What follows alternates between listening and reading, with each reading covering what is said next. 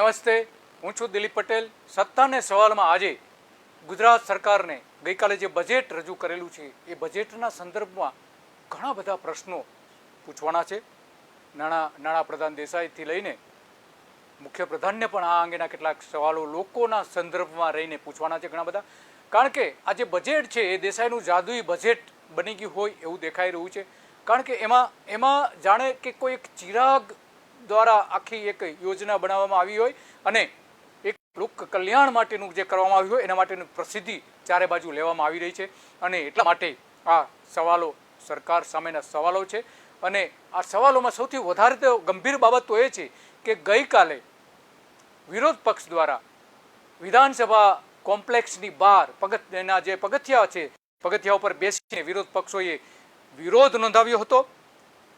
તાપી દમણગંગા નર્મદા સુધીની જે link canal બનવાની છે 7 નદીઓને જોડતી, એમાં લગભગ 250 જેટલા ગામડાઓ બરબાદ થશે એવો આદિવાસીઓનો આરોપ છે. અને એના સંદર્ભમાં આજે એ ગઈકાલે દેખાવો કર્યા હતા, વિરોધ કર્યો હતો. આ દેખાવો દ્રશ્યો આપણે જોઈ રહ્યા છે. આદિવાસી ધારાસભ્યોએ એનો વિરોધ કર્યો હતો અને એના કારણે આખી જે યોજના છે યોજનાની જોગવાઈ એટલે આમાં કરવામાં આવી હોવાનો કોંગ્રેસનો દાવો છે. આમાં જોગવાઈ કરી છે બજેટમાં કે 7 નદીઓ પર જે મોટા ચેક ડેમ બનાવવાના છે એ આ યોજનાનો ભાગ હોવાનું પણ આ લોકો દાવો કરી રહ્યા છે વિરોધ પક્ષ દ્વારા. અને આખી જે ધમાલ થઈ વિરોધ પક્ષ દ્વારા એ આખો મુદ્દો કે ન્યૂઝમાં ઉઠાવવામાં આવ્યો હતો. અને કે ન્યૂઝે 2 અઠવાડિયા પહેલાં આખી યોજના શું છે અને એના કારણે આદિવાસીઓને શું અસર થવાની છે. અમદાવાદમાં જ્યારે મિટિંગ મળી હતી આદિવાસી ક્ષેત્રે કામ કરતા અલગ અલગ નેતાઓ દ્વારા, અને એ મિટિંગમાં શું નક્કી થયું એ અને યોજના શું છે, યોજનાની શું અસર થવાની છે, એ બધી જ વિગતો સાથેનો એક અહેવાલ આપ્યો હતો. એ અહેવાલનો સીધો પડઘો પણ અહીં જોવા મળી રહ્યો છે. આપણે જોઈએ એ અહેવાલ શું હતો 2 અઠવાડિયા પહેલાનો. નર્મદા યોજના જે 18 લાખ હેક્ટરમાં સિંચાઈ થવાની હતી એ સિંચાઈનું જે કામ પૂરું થઈ ગયું, બંધનું કામ પૂરું થઈ ગયું, પણ સિંચાઈ આપવાનું જે કામ છે નહેરો બનાવવાનું એ હજુ કામ પૂરું નથી થયું. માત્ર ને માત્ર 3 થી 4 લાખ હેક્ટરમાં જ અત્યારે સિંચાઈ થઈ રહી છે. કુલ 18 લાખ હેક્ટરમાં સિંચાઈ થવાની હતી એ અત્યારે માત્ર 3 થી 4 લાખ હેક્ટરમાં જ સિંચાઈ થાય છે. એટલે કે નર્મદા યોજના 25% સફળ છે સિંચાઈમાં. બાકી પાણી અને ઉદ્યોગોને પાણી અને પીવાના પાણી માટે કંઈક અંશે સારી એવી સફળ કહી શકાય નર્મદા યોજના. પરંતુ સિંચાઈ માટે તો સદંતર નિષ્ફળ હોય એવું લાગી રહ્યું છે. કારણ કે જે નહેરો બની છે એ નહેરો એકદમ તકલાદી બની છે, વારંવાર તૂટી જાય છે અને લગભગ 500 વખત આ નહેરો તૂટી છે અત્યાર સુધીમાં. આમ નર્મદા બંધનો જે મુખ્ય હેતુ હતો સિંચાઈ માટેનો, દુષ્કાળગ્રસ્ત વિસ્તારો છે ત્યાં પાણી પહોંચાડવાનો, એ અત્યારે તો નિષ્ફળ હોય એવું દેખાઈ રહ્યું છે. એને સ્થાને હવે બીજી એક યોજના મૂકી છે સરકારે, અને એ યોજના આ જે લિંક યોજના છે દમણગંગાથી લઈને છેક નર્મદા બંધ સુધીની યોજના એ મૂકી છે. અને એના કારણે આખો એનો વિરોધ થઈ રહ્યો છે. અને એટલા માટે આદિવાસી પ્રજામાં એવો એક સૂર ઊભો થયો છે કે જ્યારે પાણીની યોજનાઓ બને છે, બંધ બને છે, ત્યારે આદિવાસીના વિસ્તારના લોકોએ સૌથી પહેલા ભોગ બનવું પડે છે. એનો ફાયદો જે છે એ ફાયદો બીજા વિસ્તારો લઈ જાય છે. આદિવાસી વિસ્તારના બદલે બીજા વિસ્તારોને ફાયદો મળે છે.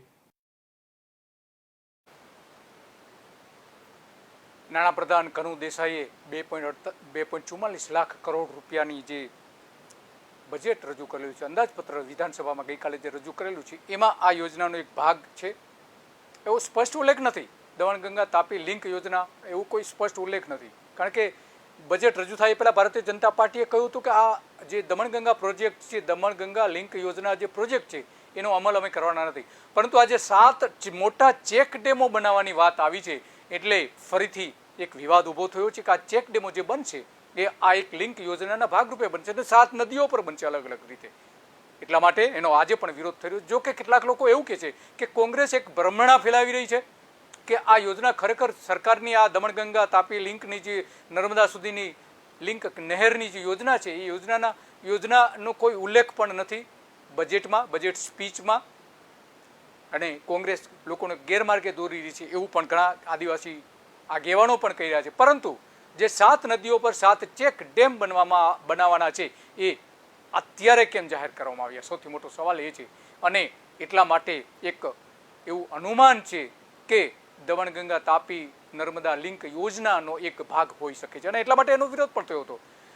આમ સરકારે ખરેખર જે જોગવાઈઓ કરવાની જરૂર હતી એ જોગવાઈઓ કરવાના બદલે જુદી જ પ્રકારની જોગવાઈઓ કરી છે. નાણાપ્રધાન વિધાનસભામાં જે ભાષણ આપેલું તેની વિશ્લેષણ કરતાં સ્પષ્ટ થાય છે કે તે પ્રજાને ઘણી બાબતોમાં ગેરમાર્ગે દોરી રહ્યા છે અને કેટલાક તો જૂઠાણા પણ ચલાવી રહ્યા છે. એમણે જે મુદ્દા કયા તે પ્રત્યે મુદ્દાની સામે પ્રત્યેક પ્રશ્નો અહીં ઊભા કરી રહ્યા છીએ આપણે અને એના મુદ્દાની જે હકીકત શું છે એ હકીકત પણ નાણાપ્રધાનને આપણે બતાવીશું. દેશની આઝાદીના 75 વર્ષ પૂર્ણ થવા જઈ રહ્યા છે એવું અને આઝાદીના આ અમૃત મહોત્સવમાં ગુજરાત રાજ્ય સૌનો સાથ અને સૌનો વિકાસ કરશે એવું કહ્યું છે, પરંતુ સૌનો સાથ અને સૌનો વિકાસ તો નથી જ થયો.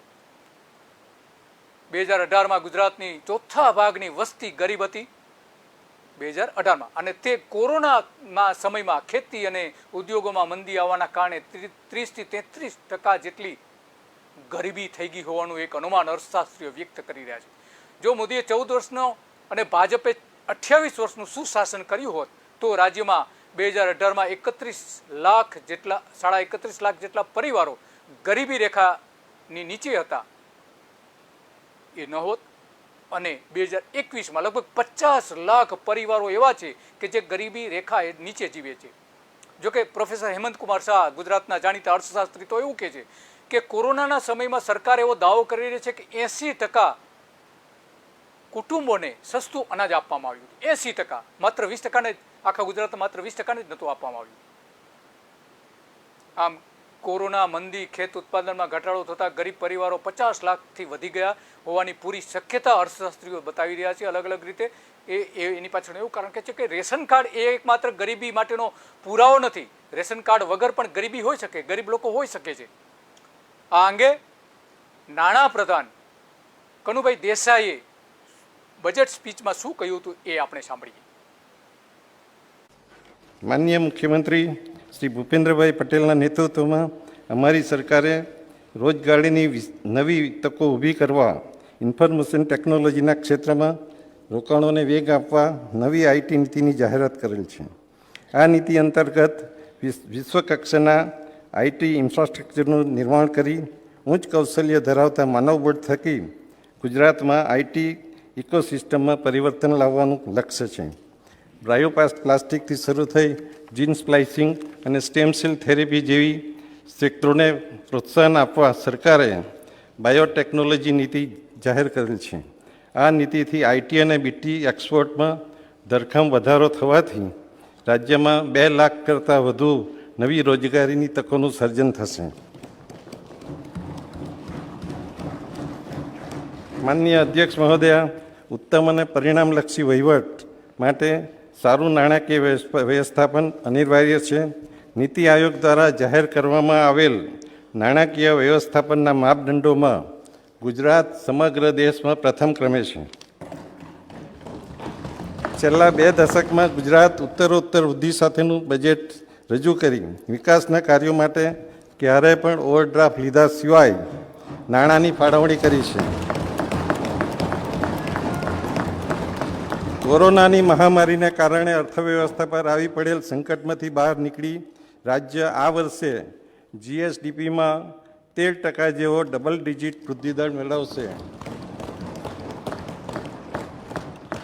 સદીની સૌથી ભયાનક મહામારીના કારણે ઉદ્ભવેલ આર્થિક સંકટ વચ્ચે પણ નાણાકીય જોગવાઈમાં વધારો કરીને વિકાસને વેગ આપતું તેમજ સમાજના તમામ વર્ગોની સુખાકારીમાં વધારો કરતું વર્ષ 2022-23નું ₹2,43,965 કરોડનો અંદાજપત્ર આ સન્માનનીય ગૃહમાં રજૂ કરું છું.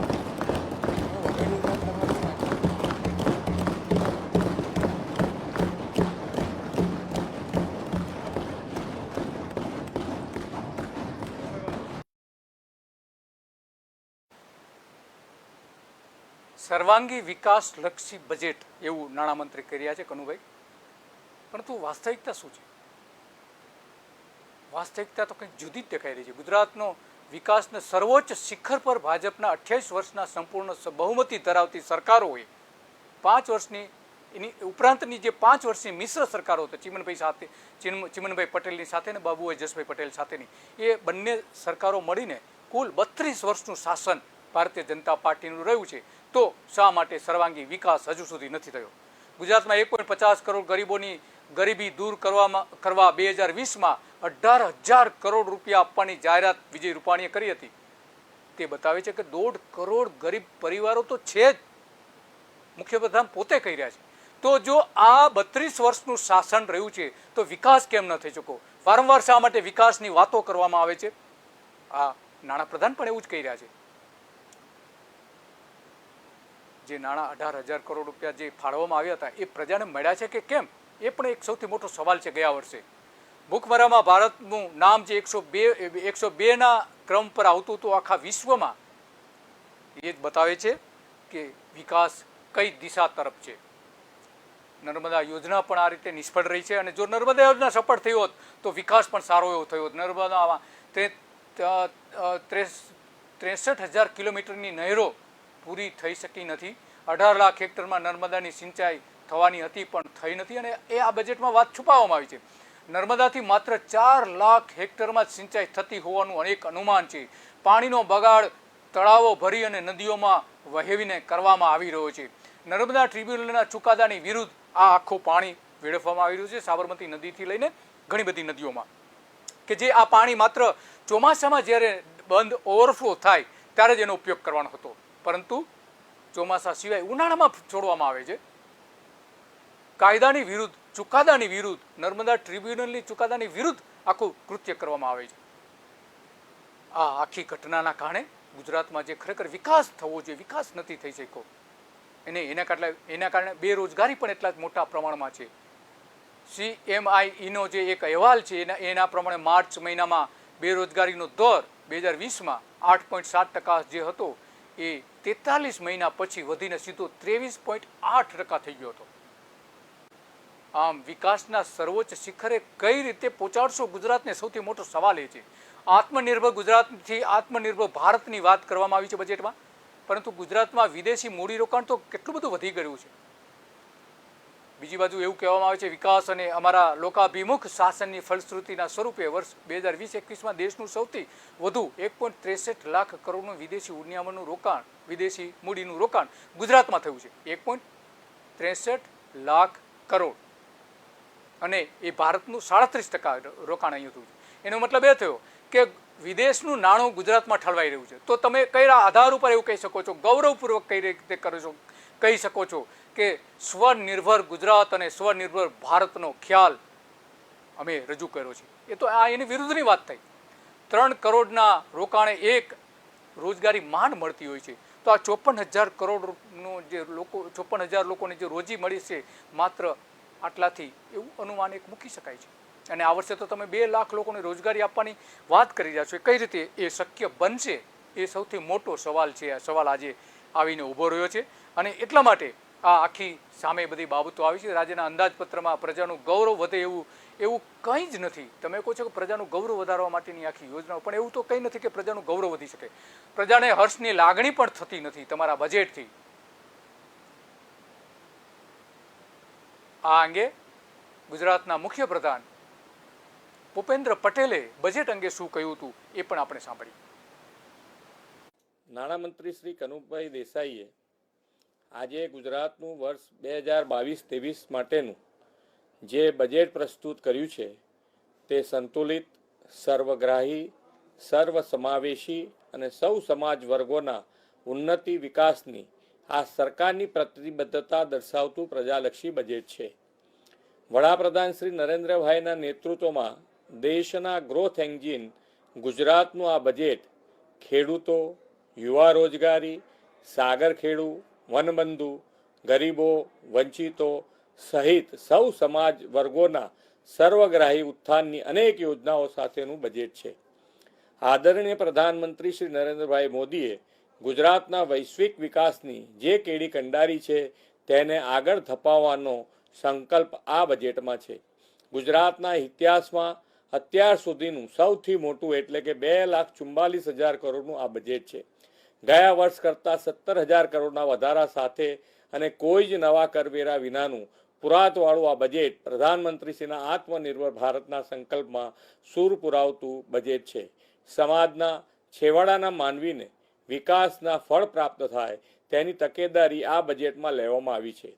ખેડૂતોને વાવણીથી વેચાણ સુધી ખેત પેદાશોના પ્રોત્સાહક ભાવ મળે એ આ માટે આ બજેટમાં ખાસ કાળજી લેવામાં આવી છે.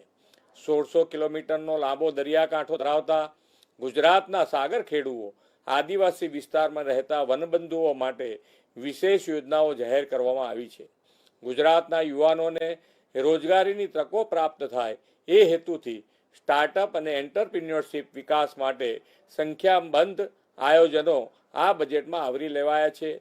રોજગાર સર્જન અને કૌશલ્ય વર્ધન બેયનો આ બજેટમાં સમાવેશ છે. સામાજિક સુરક્ષા પર વિશેષ ભાર મૂક્યો છે. સાથોસાથ કૃષિ, ખાસ કરીને પ્રાકૃતિક ખેતી, આરોગ્ય, શિક્ષણ, ગૌ માતા પોષણ, સુપોષિત માતા, સ્વસ્થ બાળક યોજના અને કિસાનોને વીજ સબસિડી તેમજ કચ્છ જેવા વિસ્તારોને સિંચાઈ માટેની સુવિધાઓનો પણ આ બજેટમાં ખ્યાલ રાખ્યો છે. મુખ્યપ્રધાન ભૂપેન્દ્ર પટેલ પણ કહે છે કે વડાપ્રધાન નરેન્દ્ર મોદીના નેતૃત્વમાં દેશમાં સુશાસન અને આર્થિક પ્રગતિ થઈ રહી છે. પરંતુ ખરેખર તો જોવા જઈએ તો દેશમાં કુશાસન જોવા મળે છે અને આર્થિક અધપતન જોવા મળે છે. કોરોનાની મહામારીમાં જે રસીકરણ કરવામાં આવ્યું હતું એ શરૂઆતમાં તો બહુ ઓછું હતું. કોરોનામાં અરાજકતા આખી જે ઊભી થઈ ગઈ હતી. કોરોનામાં 21% લોકો ભોજન વગરના રહ્યા હતા. એ સુશાસન છે, અરાજકતા નહીં તો બીજું શું છે. 38%એ અનાજનો વપરાશ ઘટાડ્યો હતો કોરોનાના સમયમાં. 38% લોકોએ અર્ધ ભૂખ્યા રહેવું પડ્યું હતું. તેનો મતલબ એ થયો 40.7%એ કઠોળનો વપરાશ ઘટાડ્યો હતો અને 57.6%એ શાકભાજી પણ ઓછા કરી દીધા હતા. તો આમાં સુશાસન કઈ રીતનું? આ જે સર્વે થયો હતો એ હંગર 1માં સર્વે થયો હતો અને આ ગુજરાતની વાત કરવામાં આવી હતી. આખા દેશની સાથે સાથે ગુજરાતની વાત કરવામાં આવી હતી. મોડું રસીકરણ ચાલુ કર્યું હતું. રસીકરણમાં સારામાં સારી પ્રગતિ કરી છે પછીથી, પણ શરૂઆત તો મોડી કરવામાં આવી હતી. ગુજરાતમાં કોરોનાની પ્રજા પીડિત છે તે અંગે કોઈ જ જોગવાઈ આ બજેટમાં કરવામાં આવી નથી. મોત છુપાવીને માત્ર 18,000 જ સરકાર બતાવી રહી છે અને ખરેખર મોત 98,000 જેટલા થયા હોવાનું સરકાર સમક્ષ જે વળતરની માંગણી કરી છે લોકોએ એ ઉપરથી પ્રસ્થાપિત થાય છે. અને કોંગ્રેસ તો એવું કહે છે કે 3 લાખ જેટલા લોકોના મોત કોરોનાના કારણે થયા છે. સરકાર એવું કહે છે કે પડકારો એ પ્રજાને પડકારો એ અમે હંમેશને માટે હંફાવ્યા છે. પડકારો ઝીલીને પણ હંફાવી છે, પડકારોને હંફાવ્યા છે અમે, પરંતુ પડકારોએ પ્રજાને હંફાવી દીધા છે. પ્રજા અત્યારે પરેશાન છે. એના કારણે પ્રજાએ પરિશ્રમથી પોતાની પ્રગતિની કેડી કંડારી છે. સરકારના કારણે થયું છે એવું સંપૂર્ણપણે માની લેવાને કોઈ કારણ નથી. ગુજરાતના લોકો જ પહેલેથી જ પ્રગતિશીલ છે અને પહેલેથી જ એ માટે હંમેશને માટે મહેનત કરતી પ્રજા રહી છે.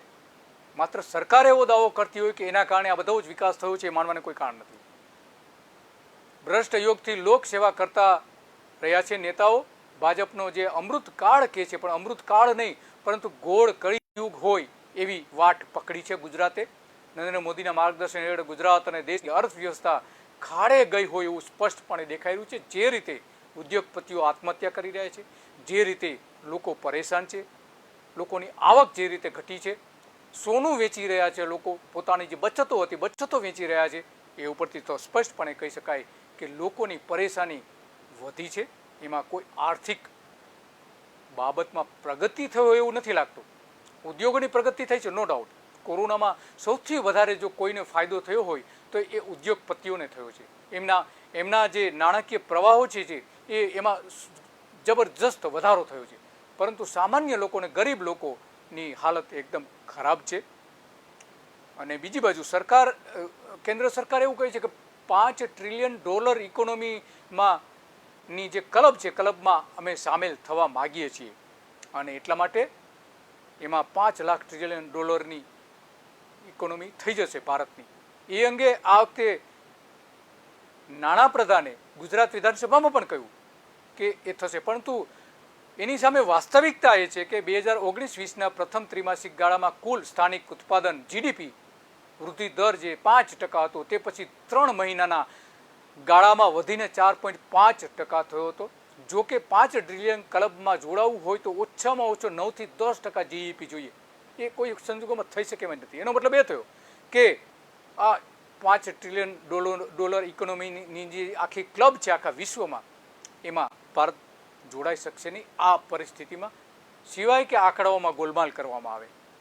મૂડીજે પણ એક સર્વે બહાર પાડ્યો હતો. એમાં નાણાકીય વર્ષમાં ભારતીય ઇકોનોમી 9.6%ના ઘટાડાનું અનુમાન બતાવ્યું હતું, જે ઘટાડીને હવે 8.9% કરી દીધું છે. આ રીતે 2022નું અનુમાન 8.1%થી વધારીને 8.6% જેવું કરી દેવામાં આવ્યું છે. રિઝર્વ બેંક ઓફ ઇન્ડિયા પણ મોટાભાગે એવું જ કરી છે કે ત્રિમાસિક ગાળામાં જે જુલાઈ સપ્ટેમ્બર 2020માં 8.6%નો ઘટાડો થવાનો અંદાજ છે. આમ સતત 2 ક્વાર્ટરમાં પ્રથમ વખત દેશ ઘટતા જીડીપી સાથે મંદીમાં ઘેરાયેલો જોવા મળ્યો હતો. કોવિડ-19નો જે રોગચાળો હતો અને લોકડાઉનની અસરથી પ્રથમ ત્રિમાસિક ગાળામાં 23.9%નું સંકોચન પણ થયું હતું. એપ્રિલ જૂન 2020ના સમયગાળા માટે જીડીપીનો વૃદ્ધિ દર નકારાત્મક રહ્યો છે.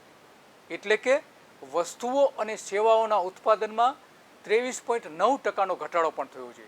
અને આ બધાની વચ્ચે જે શિક્ષણની પરિસ્થિતિ ઊભી થઈ છે, શિક્ષણની પરિસ્થિતિ તો બહુ ખરાબ ઊભી થઈ છે. એમાંય કોરોનામાં હંગામી 1 લાખ શિક્ષકો પણ બેકાર થયા હતા, જેને ઓછામાં ઓછો પગાર મળતો હતો. 4,000થી લઈને 10,000 સુધીનો પગાર મળતો હતો. એવા 1 લાખ શિક્ષકો બેકાર બની ગયા હતા. કાયમી નહીં પણ હંગામી આ શિક્ષકો હતા. સરકારમાં પણ હવે એવી જ પરિસ્થિતિ છે, કાયમી નહીં પણ હંગામી શિક્ષકો લેવામાં આવી રહ્યા. 18,000 શિક્ષકો શાળાઓમાં અત્યારે નથી, ઘટ છે. 6,000 શાળાઓ ભૂપેન્દ્ર ચુડાસમાએ બંધ કરાવી દીધી છે. 28 વર્ષથી મોદી ભાજપની શિક્ષણ બગડ્યું છે, સુધરવાના બદલે આવી આખી હાલત પણ ઊભી થઈ છે. આમ પ્રજાને સત્ય જણાવવાના બદલે વિધાનસભાના ફ્લોર ઉપર કંઈક જુદી જ વિગતો આપવામાં આવી રહી છે. 2020ના એપ્રિલથી જૂનના પહેલા ક્વાર્ટરમાં ભારતના કુલ ઘરેલું ઉત્પાદનમાં ઐતિહાસિક 23.9%નો ઘટાડો થયો હતો. કઈ રીતે આમાં 5 ટ્રિલિયન ડોલરની ઇકોનોમી બની શકશે? એ સૌથી મોટો સવાલ છે. અને દેશવ્યાપી જે લોકડાઉન કરેલું તેમાં ગુજરાતને પણ સૌથી મોટી અસર થઈ હતી લોકડાઉનમાં, કે જે અવૈજ્ઞાનિક હતું. અને લોકડાઉન કરવું એવું સરકારે કેટલાક જુઠ્ઠાણો ફેલાવ્યા હતા કે વિશ્વ આરોગ્ય સંસ્થાએ કહ્યું છે, પણ એવી કોઈ જ સૂચના વિશ્વ આરોગ્ય સંસ્થાએ આપી નથી. માત્ર ને માત્ર કેન્દ્ર સરકારનો આ નિર્ણય હતો અને એ નિર્ણય ભૂલ ભરેલો હતો. એના કારણે ભારતની અને ગુજરાતની આર્થિક વ્યવસ્થા અસ્તવ્યસ્ત થઈ ગઈ છે. અને એ સીધી અસર પણ બજેટમાં જોવા મળી રહી છે, ગુજરાતના બજેટમાં અને કેન્દ્ર સરકારના બજેટમાં પણ. આખા વિશ્વ કરતાં સૌથી વિનાશક સાબિત ગુજરાતમાં થઈ હતી કોરોનાના સમયમાં. નોટબંધી, જીએસટી, સરકારી કંપનીઓ અને બેન્કોની ખરાબ નીતિ પણ આના માટે જવાબદાર ગણવામાં આવી રહી છે. 2002માં ગુજરાતનું એકંદરે ઘરગથ્થુ જે ઉત્પાદન હતું એ 1.25 લાખ કરોડ હતું અને 20 વર્ષમાં એ 10 લાખ કરોડ થઈ ગયું છે. જો આમ જ હોય, ખરેખર 10 લાખ કરોડ જો થઈ ગયું હોય તો 60% લોકોને કોરોનામાં રૂપાણીએ સસ્તા અનાજની દુકાનેથી મફતમાં અનાજ આપવાની શા માટે ફરજ પડી? 60થી 80% લોકોને શા માટે ફરજ પડી? 20 વર્ષ પછી માથાદીઠ આવક 20,000થી વધીને 2.15 લાખ થઈ હોવાનું સરકારે આ બજેટમાં દાવો કર્યો છે. લોકોની માથાદીઠ આવક 2.15 લાખ રૂપિયા વર્ષે. કઈ રીતે કોણ માની શકે આટલી મોટી આવક? તો ગરીબીનું જે પ્રમાણ છે અત્યારે 30 લાખ જેટલા કુટુંબો જે સત્તાવાર રીતે ગરીબ છે, અને કોરોના સમય પછી જે ગરીબી વધી છે એ કઈ રીતે કહી શકાય કે દરેક કુટુંબની સરેરાશ માથાદીઠ આવક 2.15 લાખ છે? કેવું મુશ્કેલ છે. ડિજિટલ સેવા અને સેતુ પ્રજાની મુશ્કેલી દૂર કરી શક્યું નથી અને ભ્રષ્ટાચાર બેસુમાર ચાલી રહ્યું છે. એ કમસે કમ દૂર કરવા માટેના એક્શન પ્લાન બતાવવાની જરૂર હતી, ઓનલાઈન હિસાબો કરી દેવાની જરૂર હતી. નાણાં પ્રધાને કમસે કમ જો આટલું કર્યું હોત કે આજે જે સરકારે જેટલા પણ ચૂકવણા કરેલા છે એ તમામ ઓનલાઈન લોકો જોઈ શકે કોને કેટલી રકમ ચૂકવવામાં આવી છે, તો ભ્રષ્ટાચાર ઘણો બધો દૂર થઈ શકે છે અને લોકો જાણી શકે કે પોતાના વિસ્તારમાં કેટલા આજે વિકાસના કામોના પેમેન્ટ સરકારે કર્યા છે અને કેટલું વિકાસનું કામ થયું છે, કયા વિસ્તારમાં થયું છે, શું કામ થયું છે, એ લોકો જાણી શકે. અને તો જ બજેટનો 100% ઉપયોગ શક્ય બને અને ભ્રષ્ટાચાર એમાં ઘણો બધો ઓછો પણ કરી શકાય. પરંતુ એ આ બજેટમાં બિલકુલ જોગવાઈ કરવામાં આવી નથી. 2022માં ખેડૂતોની આવક જે 2 ગણી કરવાની વાત હતી આ જ વર્ષમાં, એ વાત તો આ બજેટમાં ક્યાંય દેખાતી નથી. વાત પણ નથી કરવામાં આવી કે 2 ગણી અમે આવક ગુજરાતના ખેડૂતોની કરીશું, ક્યાંય બિલકુલ દેખાતી નથી. તે વાત આ દેસાઈએ પણ છુપાવી છે. અને સામે બીજી બાજુ પ્રાકૃતિક ખેતીની આજે જે વાત કરવામાં આવી રહી છે, પણ પ્રાકૃતિક ખેતી માટે જે ખેડૂતોએ 3 વર્ષ સુધી નુકસાની ભોગવવી પડે છે, 3 વર્ષ સુધી પ્રાકૃતિક ખેતી 100% કરતા પહેલા 3 વર્ષ એને નુકસાની ભોગવવી પડે છે. તો એ નુકસાનીની ભરપાઈ કઈ રીતે કરશે સરકાર? માત્ર ગાય આધારિત કૃષિ, કુદરતી કૃષિની જે સહાય આપે છે 900, એક ગાય દીઠ 900 રૂપિયા, એટલી જ સહાય. બાકી ખરેખર તો સરકારે આની સહાય આપવી જોઈએ, આના માટેની પણ સહાય આપવામાં આવતી નથી. ડાંગમાં પણ સંપૂર્ણ ખેતીનો જિલ્લો જાહેર કરવામાં આવ્યો છે, પણ ત્યાં રાસાયણિક ખાતરો, જંતુનાશક દવાઓથી લઈને બધું જ અત્યારે વેચાઈ રહ્યું છે. તો સંપૂર્ણપણે પ્રાકૃતિક જિલ્લો જે ડાંગ જાહેર કરવો જોઈએ એમાં પણ સરકારની નિષ્ફળતા મળી છે. કરોડો રૂપિયા ખેતરમાં ખોવાઈ ગયા છે. અને આ બધી જ બાબતો હવે પછી જે સરકારને કેટલાક પ્રશ્નો પૂછવાના છે એ પહેલાં આપણે એક બ્રેક લઈશું. બ્રેક પછી આખા અલગ આપણે પ્રશ્નો પૂછીશું.